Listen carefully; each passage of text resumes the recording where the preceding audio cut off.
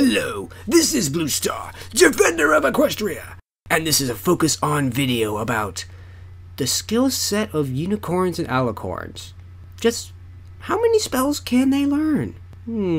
This is a interesting topic, and I must admit came about basically because of Celestia and Luna, because it is, I believe, stated that unicorns usually have at least one spell that's specific to them, or that they're really good at. For instance, Shining Armor is really good at the protection spell. He's able to make one big enough to protect an entire city. But he isn't ridiculously powerful. He isn't an Alicorn like Celestia and Luna are. I mean, he has a very powerful magic, but he's not on their level, even though he can do something that they can't. This is interesting. I mean, the protection spell appears to be a spell that most unicorns, or at least some unicorns, can learn. But as we've seen, that Twilight states, for instance, during a magic duel, that some spells are basically at a much higher level and spells are harder, like in Sonic Rainboom, where she tries to do this spell that grows wings, and ooh, this spell's really hard, ooh,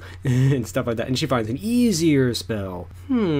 That must have been, in a way, is itself interesting. When Twilight reads a book about a spell, what is it saying to her? Is it saying like an incantation, like in Harry Potter? Or is it giving her more of a mental, think this, or believe in this, or imagine this?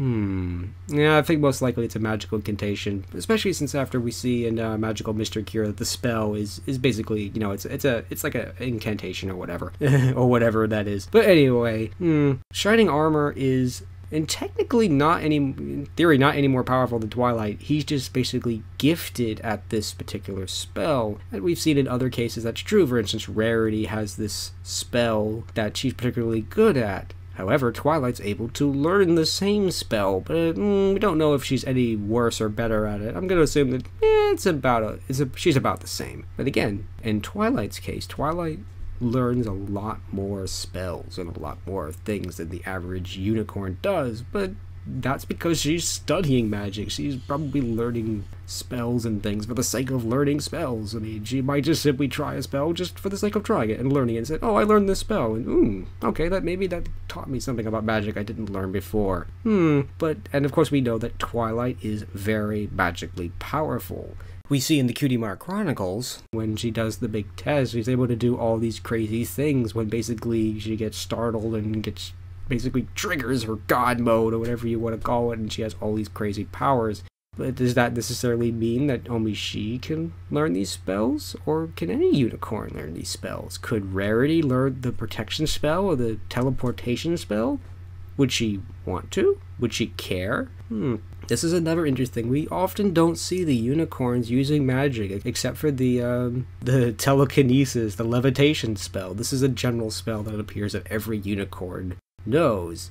Does this mean that this is an easy spell, or is this just simply the most useful spell that a unicorn can have? I think it's probably a little both. I mean, it seems to be one of those basic abilities that every unicorn has, and it obviously is one of the most useful spells that a unicorn can have, so it would make sense for the unicorn to use that one. I wonder when these unicorns learn these spells. Is there like a separate unicorn school that teaches magic, or do they just pick it up casually, like read a book? It seems that, learning a new spell in general, as long as it's not a crazy, ridiculous spell, isn't that hard. I mean, Twilight's able to basically open a book, read a couple lines, and basically do a spell that she's never done before. So maybe learning spells isn't that big of a deal. Maybe it is just simply memorizing, an incantation or something like that. But back to sort of my point of the skill set of exactly what spells can they do. I think in general, most unicorns can probably do just about any spell that they would be willing to learn, but maybe they don't seem to be too interested in learning new spells and magic and stuff, because we don't see them using it a lot. I have a feeling that maybe in general they don't need to. I mean, in general, like the teleportation spell, for instance, we've seen that it can teleport you a fair distance, but it's not like it teleports you from, your house to across town or anything like that, so there's not really much use for it other than getting yourself out of a jam or something like that, unless you become an Alicorn or something, and then you can teleport yourself from Ponyville to Canterlot, as we see Celestia apparently do at the end of an episode. I forget which. I think it was less than 0. But anyway, I mean, I think it's interesting that we don't see the unicorns using their magic a lot. I almost think it's because out of almost in a way respect for the Earth ponies and the Pegasi, because I could imagine that being, you know, causing a big hit of jealousy. It's like, oh look, I can do this cool thing with my mind. I could pick up this book without even touching it, or I could teleport myself, you know, across the room. It's like, ooh, look how cool I am. But, I think the ponies are honestly above that. They're beyond those kind of things. But it would still be something that they might have to be concerned about. That, you know, maybe I shouldn't do this spell in front of the Pegasi or the Earth ponies because it might make them feel bad and stuff. And I don't think that's entirely true, but I think that sentiment is probably the main reason we don't see the unicorns do a lot with their magic, with the exception of Twilight, perhaps. Now I want to move on to Celestia and Luna, and I think that all unicorns usually have a special spell that's either unique to them or they're very strong at. And I think this might explain why Celestia and Luna have the powers that they do, why they can, you know, raise the sun and the moon. It's simply their talent. This is their special ability. This is their spell that's in a way unique to them. It's interesting that Celestia, her name herself, is much more general term that's used to like describe like celestial bodies, the earth, the moon, the sun, and stars and stuff like that.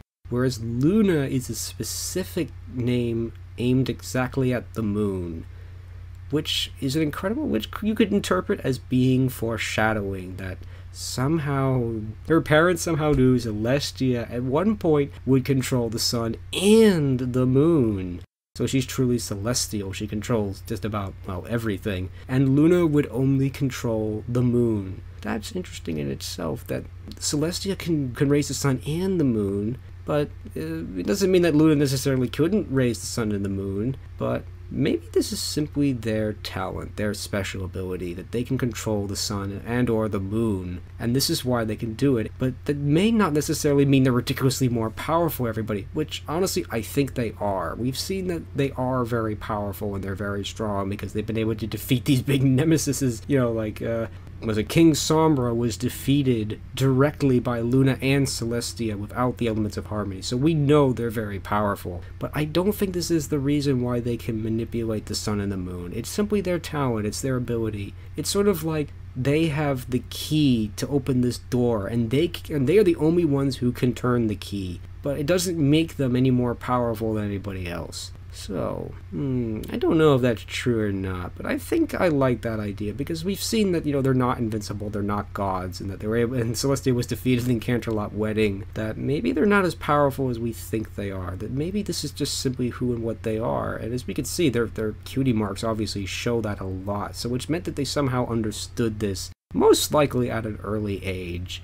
So maybe they somehow knew when they were young that that they were going to control the sun and the moon, or maybe it happened really late in their lives or something like that, I don't know. But obviously, the sun and the moon are clearly very important and fundamental to Luna and Celestia. I think this is simply their talent, their ability. Because again, like you go, look at Shining Armor, this is not a spell that's unique to him, and technically he's not any more powerful than anybody else, and most likely is to a point. Twilight can perform this spell, everybody else could, you know, most unicorns could probably perform the protection spell if they went and learned it. But then again, maybe they can't. Maybe it takes a certain level of power to learn something like that. And as we've seen in Magic Duel, that the age spells require a ridiculously powerful magic that most unicorns simply don't have. So there's probably like levels of magic and, you know, ability and everything, and you have to be a certain level and have the certain ability and in a way have certain dedication to learn it. This is why Twilight's so powerful in Magic, because she takes the time to learn these spells and try things that maybe she didn't think she could do. She tried them anyway, like in Sonic Ray Boom. She thinks she can't do this spell, and she can do it. I mean, it proves to be too hard for her to do it more than once, which perhaps says something in itself that, you know, maybe, you know, doing high level magic like this drains them too much. I think it was just too hard for me to do this. I'm lucky I didn't kill Rarity when I tried to put the spell on her. Anyway, but this in a way explains Cadence a little bit. Cadence seems to be very magically weak to me. She doesn't seem to have any magical abilities other than the love spell and and the levitation spell. She doesn't seem to have any of magical abilities, and in a children's book, it's explained that Cadence was actually a Pegasus to begin with, so she didn't have magic to begin with, and then she became an Alicorn. So it makes sense for her not to have a lot of magic abilities, but because she's an Alicorn, she does have more power. Or does she? Again, with Shining Armor, who is not an Alicorn, he's able to perform this massive protection spell that can cover an entire city. And Cadence, in a way, can do a similar thing, but her spell is the Love and Light spell, and it operates a little bit differently. I mean, it wouldn't protect you from a bullet or something like that, whereas Shining Armors probably would. It emits love and light and hope and stuff like that, which, as we've seen to Sombra, is, well, death. Possibly death. He may not be dead. I don't think he is. He could be alive, or he could be dead. I don't know. I think we're going to find out one way or the other. But yeah, her spell operates differently. But interesting, if she was still well, obviously if she was still a Pegasus, she wouldn't be able to do the spell at all, I guess. But if she wasn't an Alicorn, if she was just a Unicorn, would she have been able to perform this spell on her own? Well, again, I guess because, yeah, she wasn't a Pegasus, we won't know the answer to that question. But yeah, I mean, it's just interesting to see who can do what magic and why and everything. And it's just interesting to me that, for the most part, the unicorns don't use their magic, which is just interesting. Because to them, they've always had magic. They've always had it, so it's not special or unique to them. They always had this ability. If all of a sudden we had magic, we'd want to use it all the time to do everything. But yeah, so they've had it all the time, and they probably only use it when they need it. And for the most part, they don't need them because of such. They don't go out and learn fancy, complicated spells like the protection spell or the teleportation spell, which are certainly useful and cool. Like, why would a pony need to use a protection spell in their everyday life? I mean, you wouldn't need a spell like that. And again, the teleportation spell is cool, but it ultimately really isn't very useful in your day-to-day living unless you want to teleport yourself from across the room or something like that, because that's really all that spell could really do, unless you're Twilight or Celestia, or you've been zapped by the elements of harmony and get teleported to the Twilight Zone. So anyway, I'd certainly like to learn a little bit more about the rules of magic and the skill sets that each pony can learn and everything. So, that is the end of my video on the skill sets of unicorns. This is BlueStar. Stay strong and pony on. BlueStar out.